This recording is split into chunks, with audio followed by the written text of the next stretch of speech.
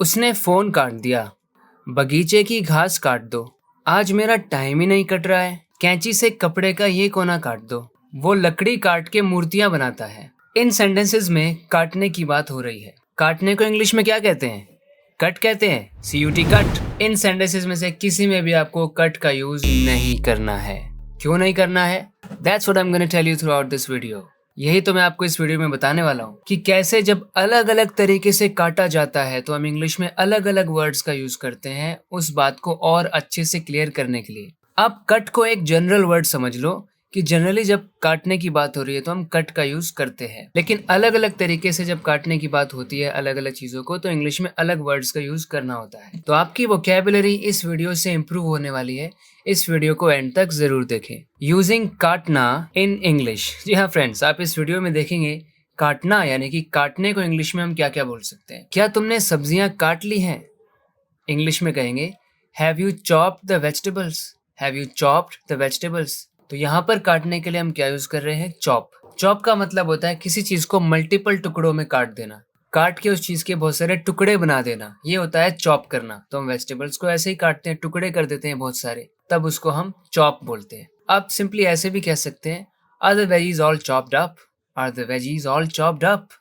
Veggies short में vegetables को हम क्या कह रहे हैं? Veggies. Are the veggies all chopped up. Are they chopped up. कटी हुई है, वो कट गई। प्रेजेंट परफेक्ट का यूज करते हुए आप कह सकते हैं have you chopped up the veggies yet. Have you chopped up the veggies yet. सब्जियों को काटा है कि नहीं? इसका मतलब ये नहीं कि हम यहाँ पे कट यूज नहीं कर सकते, हम कर सकते हैं। अगला, खीरे को पतला पतला काट लो। यहाँ पर आप कैसे कहेंगे इसको? पतला पतला काटो, यानी पतले पतले इसके हिस्से बनाओ। Slice up the cucumber. Slice up the cucumber. तो स्लाइस का मीनिंग अपने आप में होता है पतले हिस्सों में किसी को काटना, किसी चीज को काटना पतले हिस्सों में। मतलब उसके लिए आप इंग्लिश में कौन सा वर्ड यूज कीजिए? Slice. Slice up the cucumber. Chop the cucumber into thin pieces. तो आप ऐसे भी कह सकते हैं, मतलब मल्टीपल टुकड़े ही करने हैं, पतले टुकड़े, तो उसके लिए हमने बोल दिया thin pieces. Chop the cucumber into thin pieces. आप कह सकते हैं खीरे को गोल गोल पतला पतला काटो, यानी गोल गोल काटना है और पतला भी काटना है। अब आप कैसे कहेंगे? Slice the cucumber into circular pieces. Circular मतलब गोल गोल। Slice the cucumber into circular pieces. Make circular cucumber slices. आप ऐसे भी कह सकते हैं कि पतले पतले क्यूकम्बर स्लाइसेस बना दो, मतलब गोल गोल क्यूकम्बर स्लाइसेस बना दो। खीरे को बराबर बराबर गोल हिस्सों में काटो, सारे साइज में बराबर होना चाहिए। तो आप कहेंगे cut the cucumber into even and circular pieces.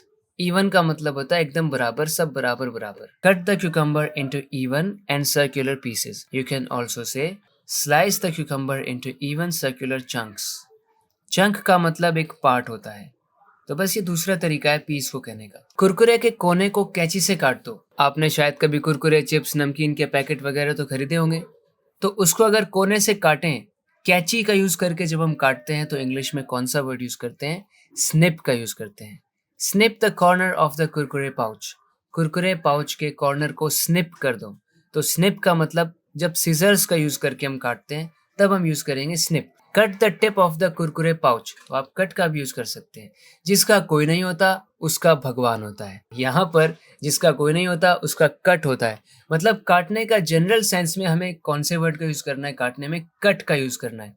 लेकिन जैसा कि आप देख रहे हैं अलग अलग तरीके से काटने की जब बात आती है तो हम अलग अलग वर्ड्स को यूज करते हैं। Give that Kurkure pouch a little snip. तो स्निप को एक नाउन की तरह हमने यूज कर लिया, मतलब पाउच को एक स्निप दे दो। Give that Kurkure pouch a little snip, मतलब इसे काट दो कैंची से। लेकिन हम नॉर्मली तो ऐसे ही बोलते हैं कुरकुरे के पैकेट को फाड़ दो, तो इंग्लिश में कहेंगे tear open the Kurkure pouch. Tear open the Kurkure pouch. Tear open मतलब फाड़ के खोलना। Tear open the Kurkure pouch.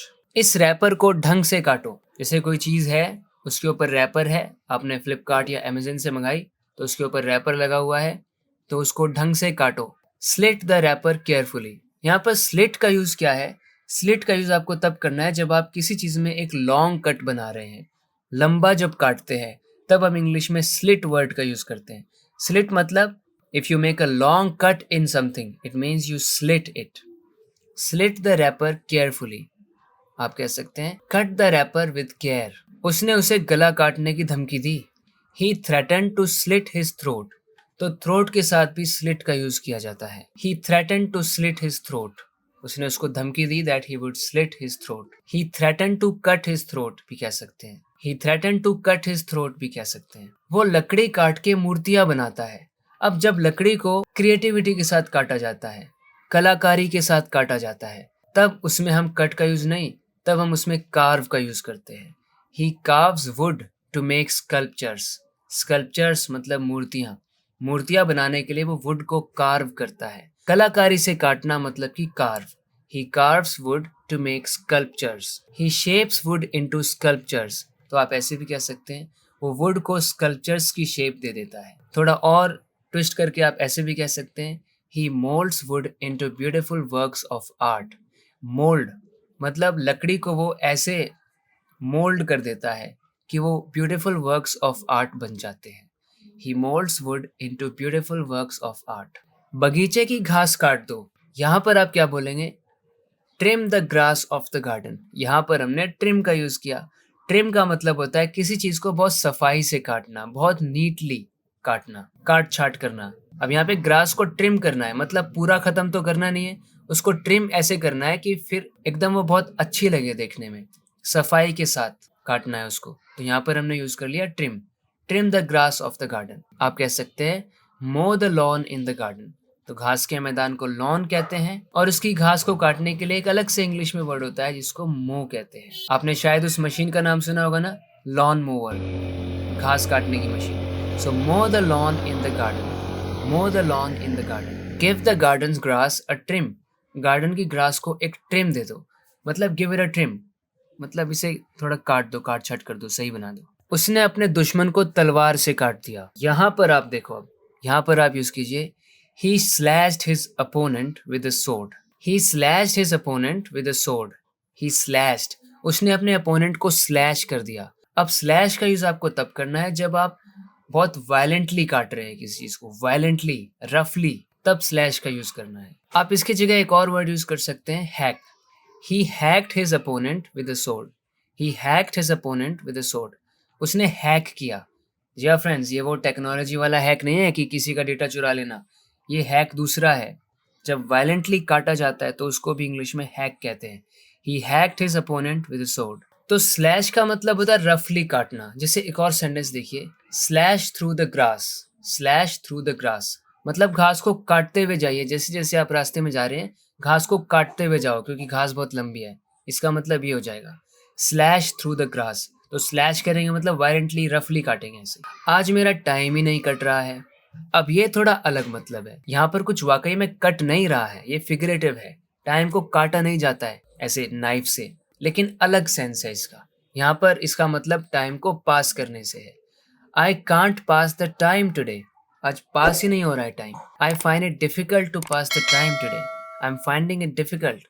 I am struggling to occupy myself today. मैं अपने आप को ऑक्यूपाई नहीं कर पा रहा हूँ, मैं बोर हो रहा हूँ, टाइम नहीं कट रहा है। कहने का मतलब वो है। उसने फोन काट दिया। अब यहाँ पर ऐसा थोड़ी है उसने नाइफ लिया और फोन को काट दिया। यहाँ पर इसका मतलब क्या, उसने हैंग अप कर दिया। ही हंग अप, तो हम यूज करेंगे phrasal verb he hung up. और he disconnected the phone, you can say he put the phone down.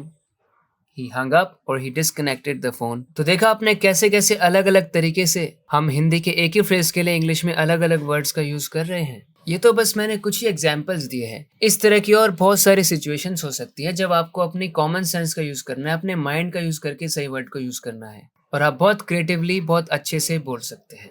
इसी तरीके से अलग अलग वर्ड्स, फ्रेजेस को सीखते रहने के लिए, अपने कम्युनिकेशन स्टाइल, अपनी स्पीच को और बेटर बनाते रहने के लिए इस चैनल को सब्सक्राइब ज़रूर करें, because you will keep getting various tips on this channel.